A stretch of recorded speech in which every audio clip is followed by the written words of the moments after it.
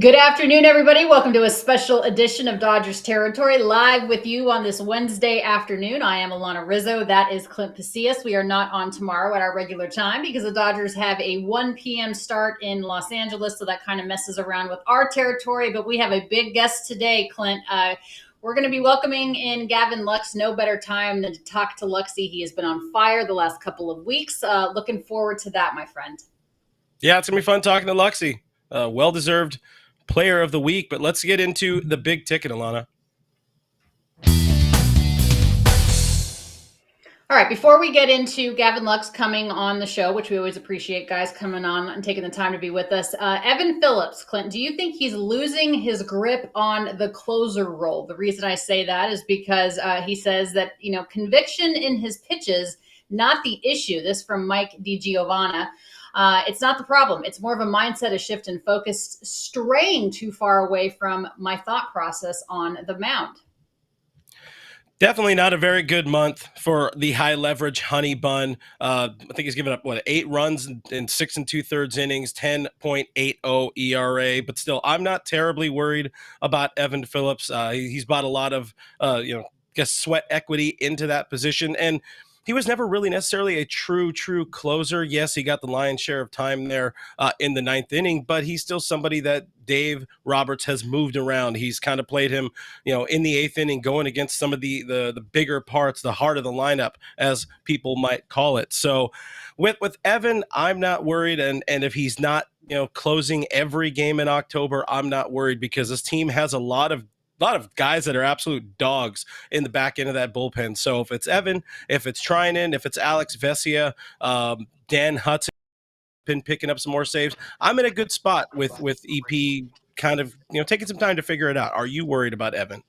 I don't think that there's that much of a worry issue right here, but here is something that I do question. I wonder if you don't have a true closer. Like, let's say you have 4 closers. That means you don't have a closer at all, right? I mean, back in the day when Kenley was there, and I understand that, Kenley gave up the home run recently to Kike Hernandez, but the point is that we knew that for all intents and purposes, when Kenley came on, he was going to shut it down. Yes, oftentimes he did it with traffic, but he shut it down. I just feel like if it's almost like if you have, 3 quarterbacks, you don't have a quarterback. And I kind of feel the same way about the closer role. I feel like if you have too many people that get that call in the ninth inning, because those final 3 outs of a game, it takes a particular kind of beast to do that job. And I just think that I don't really like not having a bona fide closer, a guy that is going to come into the game and lock it down.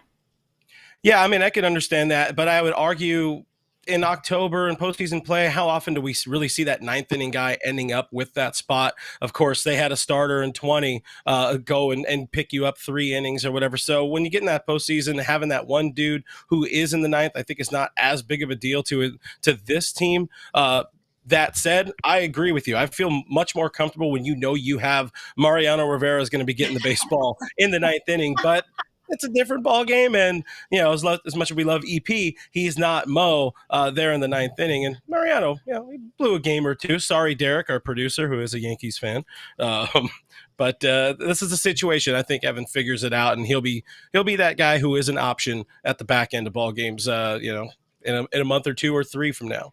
I love that you just brought in Mariano Rivera. Why don't we just get Trevor Hoffman too while we're at it? Let's bring in Gavin Lux. I have been following Gavin his entire career. When he got drafted, obviously, he came up for the first time, and we're so excited to have him. Gavin, I appreciate you taking the time to be with us. Thank you so much. What a time that you've had the last couple of weeks. In your opinion, what do you think has made the most difference for you offensively? What's going on? Thanks for having me, guys. Yeah, I think I think I said it last night, like being more aggressive. I think early in the year, I was still kind of feeling my way through at bats and swings and trying to figure out how my knee felt. And there was just a lot of different variables, going into it. But I actually went back home over the All-Star break, and I got to hit with my uncle, who's like, kind of been my hitting coach ever since I was, 5, 6 years old. And I think we kind of figured some things out in my setup with my lower half, just trying to use the ground a little bit better. because early on I was kind of all over the place and I didn't really have a good base. So I think we had a couple days to just grind some stuff out where it was just me and him hitting on the field for a couple hours, and we could talk through some things and field through some things where during the season it's kind of hard to find time in the day to really kind of grind it out and lock things down when you got to respect your teammates' time to hit in the cage and everything too. Mm-hmm. Hey, what do we say? Don't let the kid get hot. 393 over your last 9 games, 270 with an 812 OPS over your last 24. The streak, it's been kind of around for a little bit of stretch, telling people like me, hey, maybe I should shut up here and there. You mentioned it last night. I love the post game talking about not feeling safe in everything. What's sort of like that flipping the switch moment for you where you're able to let it eat? How do you kind of just let yourself let it go at the plate? Yeah, that's a good question. I think obviously I was sick of grounding out to second base over and over and over and feeling like I was a fungo hitter to the second or first baseman. So um, yeah, I think it was just kind of like the same result over and over and over. And I was like, man, like I go back and look at some old video and like just the gather and load and everything, just it looked more like I was playing in a backyard wiffle ball game instead of trying to be so perfect and see the ball and not chase and all these little things that just can kind of get in your way. So I think just going up to the plate, just being like, hey man, this is a backyard baseball game, let's get after it. And I'm not going to chase if I'm on time. So it's just more just kind of letting it go, man. And the results kind of force me to do that. When you make the same mistake over and over and over, it's like, all right, we gotta do something different. Gavin, how much of this game have you learned as a mental mind F? Oh my God. Yeah. I mean, when you get your ass kicked 7 out of 10 times and that's considered good. Yeah. I mean, it's a tough sport, man, and it can be cruel. So, I've had my struggles with it. I've talked to a lot of guys that have helped me along the way, though, and hiring a mental skills coach has helped me a lot. Even this year, where I think earlier, even with the struggles, I would have really, really, really been frustrated. And not to say that I wasn't, but also at the same time, like it's a process. So, which is cliche, but I mean, when you're coming back from missing a whole year, it's like you got to find a way to find the little wins throughout the day and try to be patient with yourself, even though it's such a result-driven business that it kind of forces you to press a little bit at times. Mm-hmm. So well deserved. Like I said, you got your Player of the Week honors. How much did that help with that mental mindset of you had that first half wasn't exactly what you wanted, but you're contributing where you can with the team, and I like that seems to be the mantra with a lot of the players. But what does this do for the mindset moving forward? Putting that first half behind, knowing that the second half going into October, that's what's most important for this team. Yeah, I mean that was cool. That's the first time that I've ever gotten that, and obviously it was only like what 3 or 4 games, but still to Who get any cares? kind of recognition where there's a ton of really good players in this league, and obviously you don't get here if you're not good. So yeah, but like you said, man, I think our roster is full of guys that just want to win games, and whatever it is, especially like at the bottom of the lineup, we've talked about like we all know we got to be better. So it's how can we contribute when even we're not hitting well, like whether it's moving a guy over with less than 2 outs, moving him over to third, making a couple plays on defense, or taking a walk, grinding a pitcher down, whatever it is, and I think we know what we have to do. We got to get on base for the guys at the top, and I think over the last few weeks, I don't know what the numbers say, but I feel like it's been a lot better than where it was in the first half. So 1 through 9, when we're playing like that, it's a really tough lineup to navigate through. Can we get your uncle from Wisconsin to just move with you to LA? I mean, Oh just bring him man, out. Just bring him out. I wish he could. He's a college baseball coach, so he's grinding it out. But he keeps telling me he's only got a couple years left doing it. And I'm like, man, I got a room right over here for you, man. Like we can bullshit every single night about the at bats if you want to come out here. So yeah, I mean, God, I would love that. That would be And awesome. How much of it, though, Gavin, is getting back to basics? I mean, you needed to go home to Wisconsin over the break. You got to clear your head a little bit. You get a little bit of time to just take a breath. But it's like, you know what? There's a reason that you were drafted where you were drafted. There's a reason that the Dodgers wanted you and want to continue to put faith into you. How much of it is just getting back to what got you there to begin with? A lot, honestly. Yeah, it's sometimes like you overcomplicate things so much, especially when you're struggling. You go into the cage every day, and it's almost like you're looking for something that's wrong in your swing, and it might just be like, hey man, like I swung at a pitch I shouldn't have, or I was my timing was off, or whatever it is. So that's a great point. Yeah, a lot of times when I think all of us when we struggle, it's like we're searching and looking for something that's wrong instead of flipping it and being like, okay, like what did I do right here, and or was I even on time swinging at the right pitch? So it's almost like a curse having so much video sometimes where you can overcomplicate things a ton and you can always look for something, and sometimes it's just there's nothing wrong in the first place and it's round ball, round bat, hard sport. It's yeah, 100%. I think definitely can overcomplicate things that a lot of times. So simplifying is better. or how about this? Is a really, really bad segue. Maybe it's just knowing that down the road you got Women's Night coming up and you got these bangers coming out. Gavin Lux walking out to Beyonce.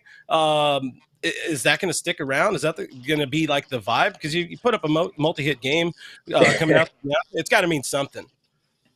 My fiance Molly picked that one out. She sent me like a list of like 6 different songs, and I was just like, "Hey, man, you can. It's your night. You can pick whatever. I'll walk out to it." So that's what she ended up going with. Hey, it had a couple of hits, so uh, I don't know, but I don't think I can keep that one throughout the whole year, man. You lost it, man. I know it sounds like a silly question when you get a first ballot Hall of Famer back into the starting rotation, but how psyched are you guys that Kershaw's coming back? Oh man, yeah, I think. I mean, he's the best. I don't know. Like just having him around every day again, and just his presence in the clubhouse. Obviously, we all know how great of a pitcher he is. I mean, he's if he's not, if he doesn't get every single vote to go into the Hall of Fame, I mean, there's something wrong. But just having him around every day and that veteran presence in the clubhouse. I mean, I love him. He's great to be around. So I'm excited to see him pitch. I missed him last year, so I know he's itching to get back out there. He's the ultra competitor, so I'm sure he wants to get back out there more than we even want him out there. So I'm excited for him, man. It's I think it's been a long road for him this last year, so can't wait. And you'll be behind him playing some second base, a position that you have been exceptional at all season. Something Dave Roberts went out of his way talking with us a couple of weeks ago, talking about how important you've been at the position. Obviously, not where you expected to be entering the season, entering this year, but taking the bull by the horns and kind of running with it. What has been kind of a key to the growth there and really settling in and becoming arguably a Gold Glove caliber second baseman? Yeah, I think obviously the spring didn't go how I wanted it to in terms of defense, but when moved back over to second base, a spot that I've been the last few years, it's just pouring into the daily ground balls every day. I mean, I think me, Miggy, Mookie, Muntz, like Kike, all of us are out there early every day getting our ground balls, our live fungos. So I think work ethic is kind of contagious, and we're all out there every day getting after it, trying to lock it in and get better every day. So I think the early struggles kind of helped me. Like okay, if I'm not going to play short, like I'm gonna bust my ass to be the best second baseman that I can. So that's just kind of the approach I took with it, and just trying to pour into it and be consistent daily with my routine. What do you think you've learned from Miggy and Mook about just playing in the infield in general at this level? And also, what do you think you've taught them? I think Miggy's kind of sensei when it comes to the infield defense. He's like Master Splinter. So I think me and Mookie have probably been almost annoying to him. You know how much questions we ask, and just picking his brain, and it's not even just like mechanical stuff. It's all right in this situation. What do you think we should have done? Like even last 2 nights ago on double play ball, I kind of got caught on my heels and had a soft flip to Kike, and we didn't turn the double play. and just picking his brain, like, hey man, should I have tried to pivot there? Like, what do you think? And just kind of like, picking each other's brains. And I think he's helped a lot, and more on the mental side, like trying to figure out, you need to know if this ball's hit here before the pitch even goes, like, what am I going to do with this ball? What do I need to do? So he's helped a ton too. And I think, Mookie can say the same thing, I'm sure. Yeah, Miggy Rowe, an exceptional defender at shortstop. Mookie Betts, not too bad himself. I know some folks in the chat wondering, is there maybe a future at shortstop for Gavin Lux? Is that something you're even thinking about right now, next season or something like that? Or are you just kind of trying to stay grounded in the moment? Yeah, I think right now it's just Buzz dominate second base and stick with our routine there, and we can worry about whatever happens in the future later down the road. I grew up playing shortstop, so obviously I love playing there. But I mean, really anywhere on the infield dirt, if they throw me there, I'm just going to try to make every play for these guys that are throwing the ball. So, but right now it's just let's dominate second base and worry about that later. How's wedding planning coming? Are you participating at all, or is Molly doing it all? I mean, let's be honest. Uh, I have a little bit of say here and there, but I'm letting her dominate it, and she's doing really well. We actually just picked out a venue, so we got that locked in at least. But she's killing it, man. I'm letting her do her thing on this. That's her cup of tea. I'm just here, man. I'm letting her crush that part. What is more nerve wracking, proposing or waiting to get drafted or getting the call up? I was so nervous when I proposed to her. I'm going proposal. Like obviously that's like I'm not gonna propose to you if I don't think you're gonna marry me. But for some reason, like just I don't know. I was so nervous that entire day. The butterflies. I mean, it felt like I was about to go play a World Series game, and it's not even. But yeah, I mean, I was nervous, man. All right. Speaking of World Series, how is this team going to get there? Let's get out of the first round, Gavin. What do we need to do? Just play good team baseball. I think getting healthy is going to help our roster all the way around. Getting a lot of these guys back, but just play good team baseball. I mean, just let's get hot at the right time, which it feels like we're doing a little bit right now. And baseball playoffs are such a crapshoot. It really does feel like whoever's hot at that time, and that's the team that ends up going further. So just getting hot at the right time and then trying to build the momentum into the playoffs. And yeah, I think obviously this roster is as good as anyone I think we've ever had. So just putting everything together, top to bottom, 1 through 9, bullpen, pitching staff. Yeah, I think this is a great roster though. So I don't think there's any reason why it shouldn't be a World Series or bust. Yeah, you're getting a lot of guys back at the same time as well. Everybody getting hot, things trending right after the last month where everything's felt like hell, and there's meteors raining down upon us. It shows people there's 162 games of this. Like it's all part of the series, all part of the chapters in this long story. So we'll let you exit with this real hard hitter. It comes from the live stream audience. Tell us about the bruh meme. Obviously, you're one of the most memeable guys on the team. And who's the next up and coming guy? We've seen a lot of Miggy Vargas getting some of those moments in there. Who's who you taking under your wing? It's got to be Vargas. Hey, I don't know if you guys have talked to Vargas much, but he's so funny. So, I mean, I think I saw, what was it, after one of Shohei's home runs where he did like, yeah, yes, that Yeah, face right there. that Yes. was Hey, beautiful. he's funny. It's got to be Vargy. It's got to be. It's got to be. All right. Well, Gavin, tell him to come on our show. I appreciate you so much. We're so proud of you. We always got your back. I really have all the faith in the world in you. Tell Molly I said hello. Good luck and great success the rest of the way. Okay. We appreciate having you, and you're welcome here anytime. Thank you. Appreciate you guys. Thanks a lot. All Keep it right, up. Gavin Lux, of course, coming off a tremendous couple of weeks, National League Player of the Week. And you know what? I don't care that it was only 3 games. I don't care if it was 1 game. I mean, he is raking right now. He's turned a corner. That break, obviously, the help from his uncle, getting back to basics has really helped. And we need that. We need him to be there mentally, which he is. And obviously, we know it's never been an effort issue with Gavin Lux. Yeah, no, you like that. I think you could see the mental change immediately. And I've said that with him for years. Usually when his game is wrong, it's between the ears, and all the talent is there. There's a reason this organization stuck through with him when he's hitting under 200 for a good stretch of the season. The talent is always there. He's a good kid, and just has had a crappy time with injuries at inopportune times and all of this. So you love to see him kind of putting the pieces together, and hopefully it's not a small sample size. It keeps on trending, and we feel proud that this guy is your starting 2B in October, making big plays for this team. No question about it. I remember when he got hurt and blew out his knee, and he was so emotional. I mean, he went from being the starting shortstop for the Los Angeles Dodgers to not being able to play, and he was crushed about it. And obviously, I wish him nothing but the best. We are going to be back right after a word from Eric Kratz and Scott Braun and our friends at AG1.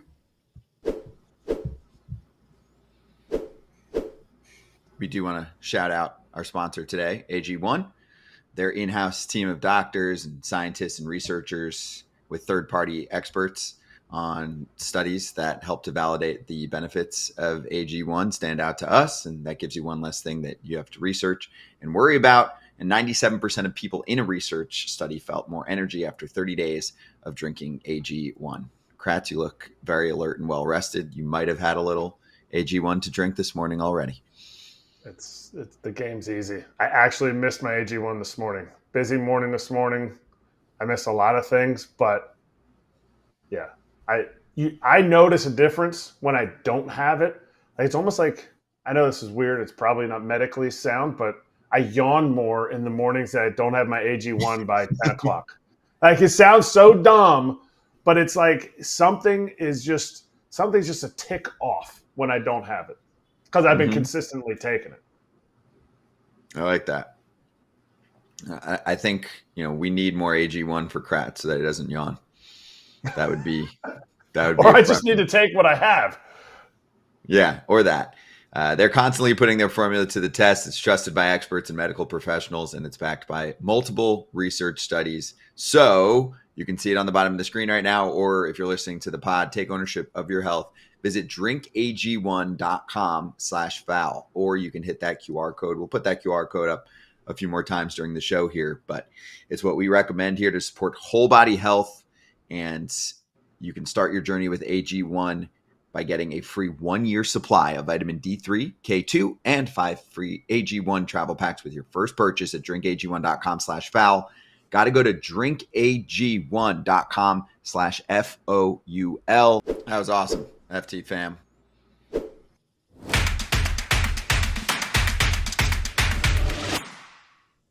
Guys, make sure you use that link. Get that AG1. You can feel good. Like, hey, you know what I like? I like seeing AJ. I like seeing Przinski in that, because I heard he was complaining about not being part of the reads for a little bit, Alana. I love how he didn't say anything, though. It was just Scott. It was just Scott and Kratz. AJ's just taking it all in. He's too busy running as vice president of the United States with Donald Trump. You still haven't seen Vance and AJ in the same room, have you? All right, let's talk a little bit about the starting staff as far as the rookies are concerned, because you and I, as we are now into behind the scenes here, and don't forget, guys, listening and watching, to get your questions, and we'd like to answer those here live on air in the next 10 or so minutes. I've been worried about the starting pitching. I've said that ad nauseum. I understand, but take a look at what the Dodgers rookies are doing so far, Clint. The Dodgers are 16-8 in games started by rookies this year. Yeah. And those rookies combined have an ERA of just 3.10, and that was per yesterday's broadcast. So the Dodgers have shown faith in these guys, and they've delivered. I still don't think this is the winning formula for a 5-game series. I still want your big guns in there. But in the times that they've had, they have delivered. So let's give them some props.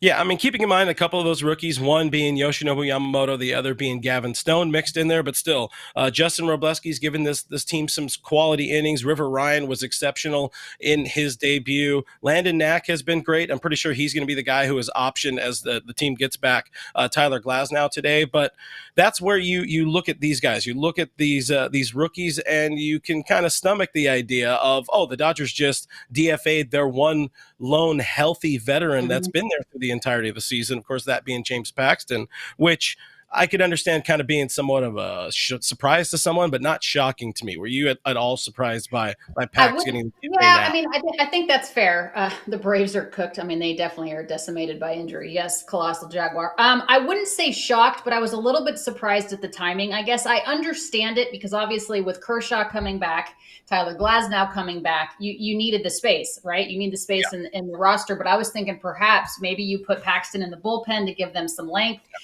He has been the only consistent starter that has had health. I understand that the record was 8-2, but I think the reason the record was 8-2 is because of the run support that he's gotten. His ERA personally, I think it was about 4.5. So I mean, he hasn't pitched brilliantly, but he has at least been consistent. So again, I'm not completely shocked by it. I guess I was a little surprised at the timing, but it does make sense. Yeah, and it comes with, hey, we mentioned Clayton Kershaw. He comes back tomorrow. You do get Tyler Glasnow back today. Some other guys coming back. Yoshinobu Yamamoto, he's throwing a baseball. Walker Buehler back with the club after going visiting Cressy. Performance. Mm-hmm. They feel a lot better about him now than they felt then. Combined with these rookies that are performing well. They've earned opportunities at the big league level. I think there wasn't enough room. There weren't enough innings to go around for somebody like James Paxton. Plus, add in trade deadline where Brandon Gomes told you earlier this week on your other show, MLB Network. There we go. That's what it's called. He had mentioned, if they're getting anybody, they're kind of looking more frontline starter type of guy. And I don't think James Paxton fits that mold for this club. I agree with you. I don't think he's a frontline starter, and I've been saying that they Oh, yeah. definitely need to get some frontline starters, and they will if Buehler comes back healthy and gets out of in between his ears as well. And I think he did because he has worked with Cressy, but he's been working with Cressy since he was at Vanderbilt. So this is not something that is new. So that'll be great to get him back. I can't wait to see what Clayton Kershaw does. I love Tyler Glasnow. Listen, it's a very different mindset if you have Kersh, you have Glasnow, you have Buehler back and healthy. Bobby Miller, if he could get out of his own way in terms of his confidence, I still think he has some great stuff, obviously. So let's not forget about Bobby Miller, who's with Oklahoma City right now. So I feel confident, and I still believe that the Dodgers, Andrew Friedman, will go out, Brandon Gomes, and they will get some key pieces. I stand by my statement that if you have 4 closers, you don't have a closer. So I'd like to see a closer. I keep hearing that it's heating up that we're going to get Randy Arozarena. Yeah, Randy Wood could be coming to LA. It sounds like maybe the Crochet Luis Roberts stuff is kind of cooling down. And we had mentioned on our Monday show we want to talk trade deadline. We want people to give us some trade deadline thoughts for them. I saw a question from our friend Elisheva Jones asking, what do the Dodgers do regarding third base? Of course, we've talked a lot about this already, but it's some people feeling more and more like Max Muncy might not return this season. I'm gonna remain positive that Max can get back. As long as he comes back sometime in September, I think he's got enough wiggle room to settle in at the position and in the lineup. But if not, I guess with the Cubs selling, there's somebody like a Nico Horner that could be on the move. You've of course mentioned Justin Turner. A lot of people have mentioned Bo Bichette. Not that any of those guys are directly third basemen these days, but could those be options? I got a name for you that I don't know if people are going to like, but I would like it. Alex Bregman. And I know, but you got to get over the 2017 situation. We've got to move on. Alex Bregman is not going to sign a long-term deal with the Houston Astros. If the Astros were going to do that, they would have done it already. They signed Jose Altuve to a long-term deal. Why don't you get Alex Bregman if, in fact, Max isn't coming back, which I still think that he is. Brandon Gomes said that he's trending towards coming back. So. Well, with Bregman, though, I mean, the Astros tied first place in the AL West. They got a lead in the wild card there. So maybe they don't, I get it. I mean, it's a lot different than a month ago when they were 8 games back and now they're tight. So that's a fair point by you. That's a fair point by you. Maybe off season. And I think that's where this team is. I really do think they like what they have internally. There's a reason we haven't seen Mookie Betts not taking ground balls at shorts or only taking ground balls at shortstop as he recovers from this hand issue. There is a chance they do plug him in at short, and maybe Miguel Rojas is the backup option at third base. I think this is something we might have talked about a little bit.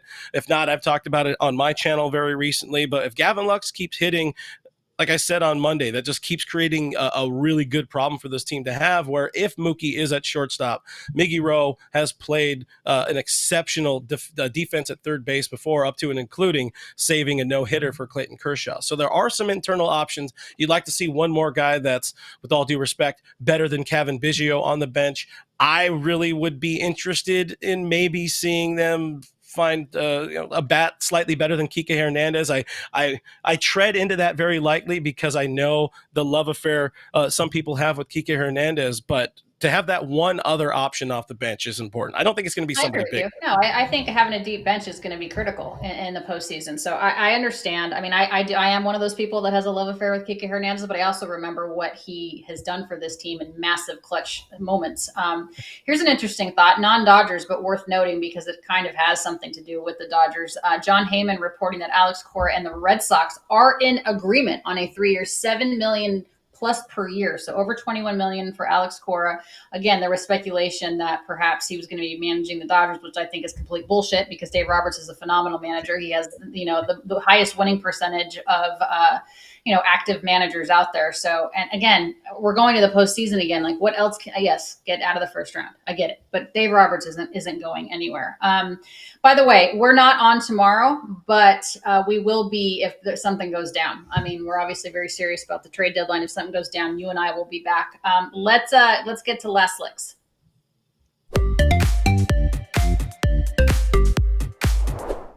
All right, I want to introduce you to Joy. She's in Southern California, and this is an urgent need. She's a sweet, sweet, sweet lab and pity mix. She's excellent with other dogs. She's great with kids. Unfortunately, her family no longer wants her because there's some family marital issues, and the dad doesn't like her, so they were going to take her to a shelter. I promise you, if this dog goes to a shelter, she will be euthanized. Partly because she's a mixed breed, partly because she's Black, and certainly because we have a lot of overcrowded shelters. So she's in the Southern California area. If you'd like to give Joy a home, she is a wonderful pup to no fault of her own.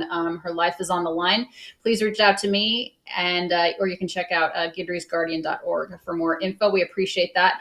All right, Dodgers look good, Clint, in the second half. Obviously, Teoscar Hernandez was not affected by the home run derby.